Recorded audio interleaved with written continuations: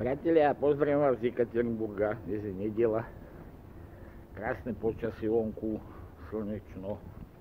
Sice jeseň už je, už nám listy žltnú. Počasie nádherné. Idem do obchodu, idem variť ďalšiu uzbeckú super polievku, volá sa Lagman. Samozrejme, že vám to ukážem. Nechcem z obchodu tam natáčať, hej, pozdraviny a tak ďalej, ale trošička vám ukážem, že všetko tu máme dosť, že tie sankcie nejako nefungujú. No, čo si myslí Západ, že fungujú, ale my to tu vidíme troška ináč. Krásne počasie, vám poviem, že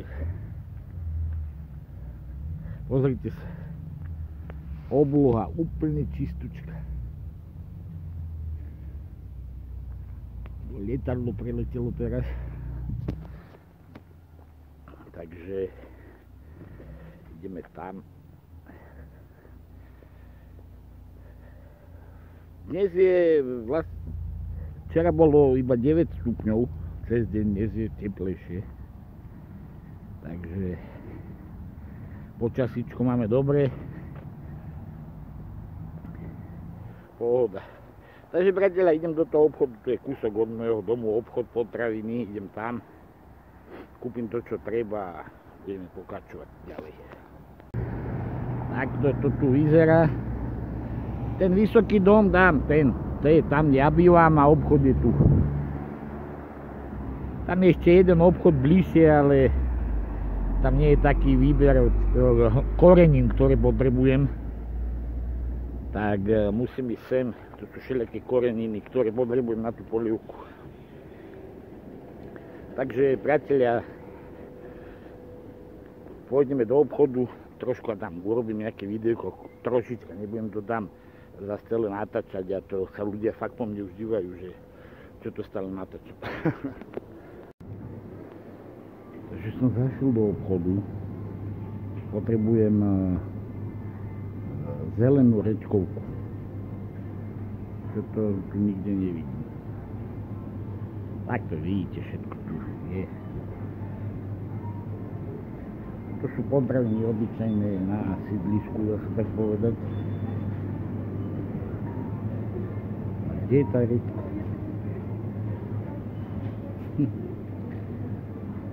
Ako náschval. Všetko tu je, ako to, čo potrebujem, nie. Takže priatelia, prišlo k najhoršiemu. Rečka zelená nie. Budem musieť ísť niekde inde do obchodu. Tak, mliečne výrobky, mlieko, kefír, také smotany. Ďalej. Žena má kúpiť prášok na pranie, ešte musím. Kde?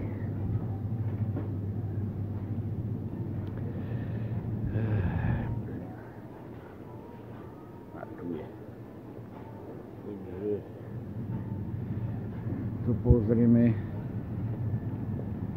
A tu sú všelijaké kuracie prsia, zabalené a tak ďalej. Tu môžete kúpiť čerstvé, nezabalené meso, prsia, ryba, kaprik. Tak. Koreniny, pekáre. Ja vám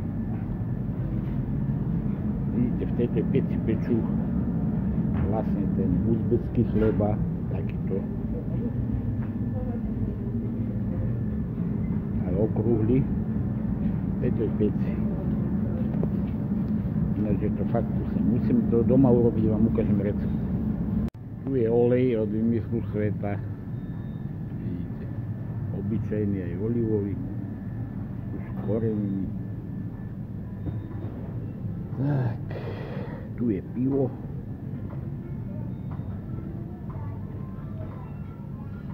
piva od vymyslu sveta. Všelijaké dozore, aj Krušovice tu máme, vidíte. Stojí 59 rublov, to je koľko vlastne? No 60 rublov, to je asi 60 centov vlastne, neviem aké, aj plechovkové, aj kozel tu máme. Všelijaké pivo, aké chcete. Čierny, svetlý. Ale ja už som si zvykol na klasické žigulovské pivo, hej. Ruské je fakt dobré, vidíte, aj Amstel tu je.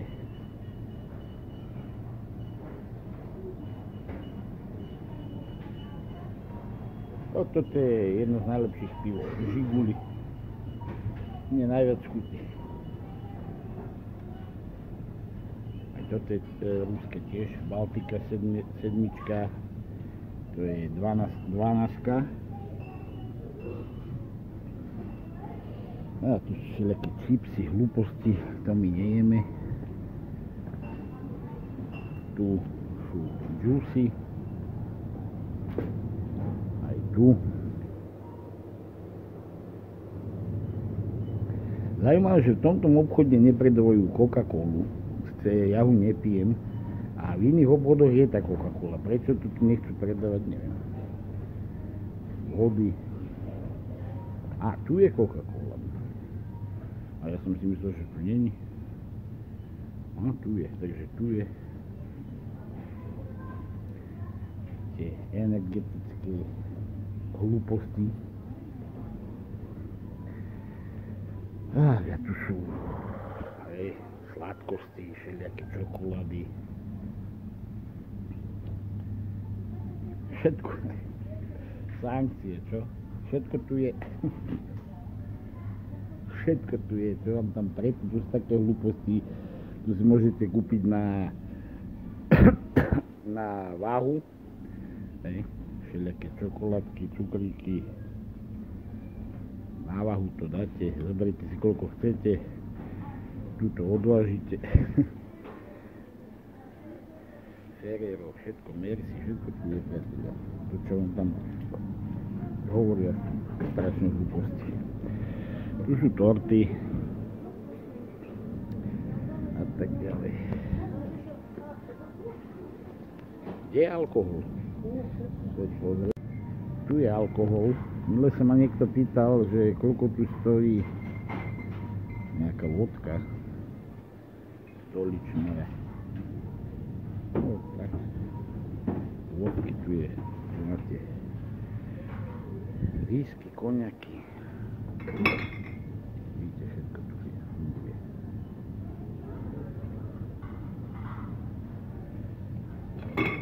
Koniaky. Takže tak, priatelia, nebudem tu ďalej natáčať, lebo nemám rád, keď chodím po obchode s kamerou, s telefónom a natáčam, sa ľudia po mne dívajú, že ešte keď hovorím nie po rusky, tak sa si myslím, že som nejaký špion. Takže tak, budeme pokračovať pri recepte, keď budem doma. Som z obchodu, pozrite sa, aká obloha, ani mráčika. Čisto.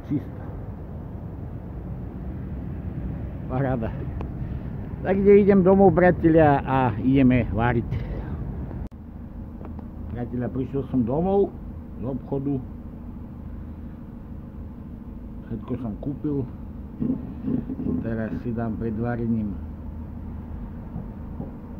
jedno čierne pivko kozla. Dostal som tu na čierne pivo a ideme na to. Takže, priatelia, ideme na to. Budete potrebovať, vidíte, tu mám taký krásny kúsok hovediny na kilo. Môžete použiť baraninu alebo teliatinu, alebo hovoria, že kurča, no to som ešte neskúšal. Kôpor, petržlenová vňať, 2 cibule, také stredné, cesneku, no aspoň 4 stručiky, ja dám troška viac, 1 zemiak, 2 také menšie alebo jednu veľkú paradajku, jednu väčšiu mrkvu, reďka, paradajkový pretlak, červená paprika. Teraz zíra, to je niečo ako tmín, predá sa to aj u vás, vyzerá to ako tmín, predá sa to aj u vás. Bazálka sušená, červená paprika sladká, ak chcete môžete pridať čili, chlopia, no takéto. Ja ich dávam, ak nemáte radi ostré, tak nedávajte, môžete dať menej. Ja dávam tiež troška menej kvôli cere a koriander. Ďalej samozrejme soľ, korenie mleté a olej. Teraz to idem všetko narezať a ideme na to. Takže priatelia, na toto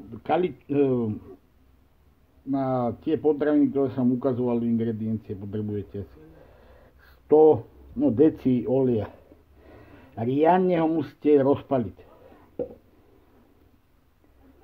Nechal som si od suseda ten hranec tu od minula. Ten kotlík sa dobre v tom varí, fakt. Takže úplne rozpaliť olej, čo najviac. Takže olej sa nám rozpalil, teraz tam hodíme to mäso. A musíte ho opiecť každý, do pôročky takej. Takže ja som to už, vidíte, odpiekol z každej strany. Trvá to asi 10 minút, možno že viac, možno že menej, závisí, aké máte mäso. Ja som mal čerstvé parámne. Teraz tam nasypem cibulu, vidíte, takýmito kusami narezanú. Netreba ju nejako nadrobno rezať. Zo 2 minúty ju tiež opečeme s tým mäskom.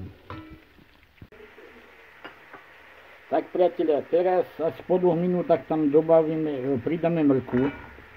Tiež narezanú na také, vidíte, väčšie kusy, také štvorčeky.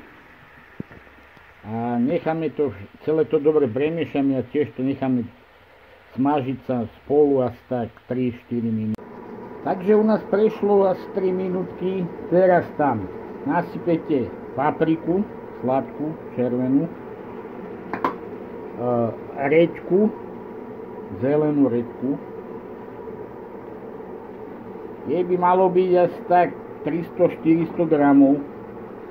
A zabudol som vám na začiatku povedať, že tam ide ešte stonkový zeler, takže jednu tú stonku tak tiež narežete na takéto kúsky a vysypete to tam. Tak, teraz to len premiešate a necháte to tak asi 10 minút, nech sa to tiež všetko meste dusí alebo žári alebo čo. A sem tam to premiešate. Asi 10 minút to treba nechať tak. Takže prišiel čas na ďalšie ingrediencie. Teraz tam vysypeme tie paradajky a 2 polievkové lyžice paradajkového pretlaku. Asi tak. Tak, všetko sme tam vysypali. A teraz to musíme zaliať horúcou vodou. Priatelia, vážnu vec som vám zabudol povedať, že celý ten proces, ktorý toho varenia je, že to musíte robiť všetko na maximálnom plamení, hej, na čo najvyššom stupni električeskom alebo na plynovom šporaku, alebo aký máte, všetko na maximálke. Teraz to treba zaliať horúcou vodou. Ja ho mám, som si zohral v rýchlovanej kanvici a treba to tam dať asi tak, aby boli tie ingrediencie potopené tak aspoň centimetr v tej vode. Ešte treba asi nejak tak stačí. Tak. Premiešame to. Prepáčte, že mi tak beha ten obraz, ale aj aj natáčať s jednou rukou, aj miešať všetko nie je také jednoduché. Pokračujeme ďalej. Tak a hneď v zápäti tam hodíte zemiaky, ten zemiak narezaný. On tam je vlastne preto, aby to troška zahustil. A cesnek. Cesnek mám narezaný na takéto kúsky. Netreba ho ani lísovať, ani nič, proste ho tam tak dajte. Tak všetko mám vysypané, premiešam to. A teraz je čas tam dať tie koreniny. Už teraz je tá vôňa neskutočná z toho všetkého. Teraz tam budeme pomaličky pridávať koreniny. Tak priatelia, teraz je čas na príprav, na tie koreniny. Toto je badian, on sa dá u vás kúpiť tiež, ja som sa díval na Google, pozeral som to. Ten badian, urobíte s neho prášok, jeden tam hodíte celý, bazálku, tak všetko po vkus, ja to robím tak na odhad, ako to robí aj tí, čo ma to učil ten chlapík, takže oni to tiež robia na odhad po vkusu. Tu je zíra, to je niečo ako tmín, vyzerá to ako tmín, tiež to veľa nepreháňajte, tak ja neviem, možno čajovú lyžičku, papriky môžete tam nasypať, hádam aj polievkovú lyžicu, koriander, toho tiež nie je veľa, toho fakt asi tak polovicu čajovej lyžičky, možno tak. Čili, tam dám asi tak toľko to, môžete aj mlety dať. Teraz mi pomáha troška, dcera ide do školy. Korenie,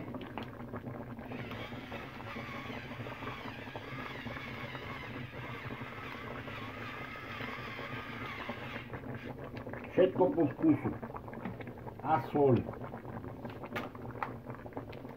Soľ tiež po vkusu. Ja mám morskú.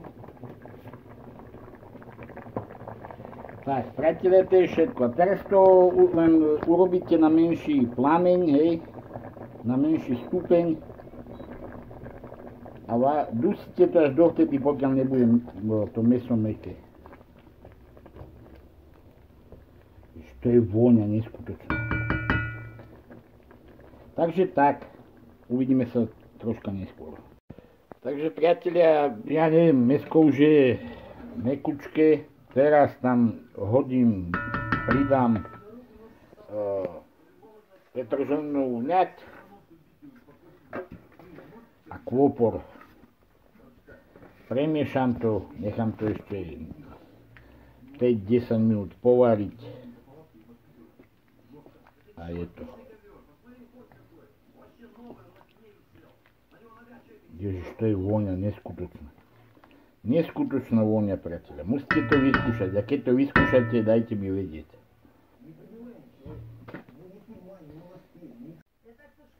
Takže, priateľa, a je tu finish.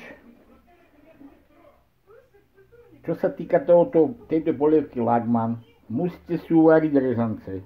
No ja som kupoval, ale najlepšie sú domáce. Musia byť dlhé, široké, no aj hrubé, také domáce rezance parádne. Teraz tu tam nalívajete pekne polievočku.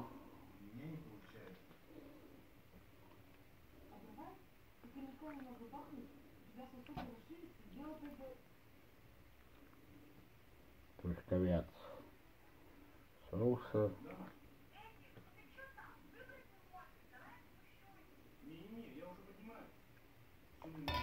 A môžete servírovať. Priatelia, dúfam, že sa vám tento recept páčil a určite ho vyskúšajte. Potom v komentároch dajte vedieť, či ste to skúsili, či sa vám to podarilo, ako vám to chutnalo. Takže priatelia, dobrú chuť vám všetkým želám. A ešte by to chcelo k tomu uzbecký chlieb. No bohužiaľ teraz doma nemám, ale na budúce vám ukážem tiež, ako sa tento uzbecký chlebík robí. Takže zatiaľ majte sa pekne a uvidíme sa pri ďalších videách.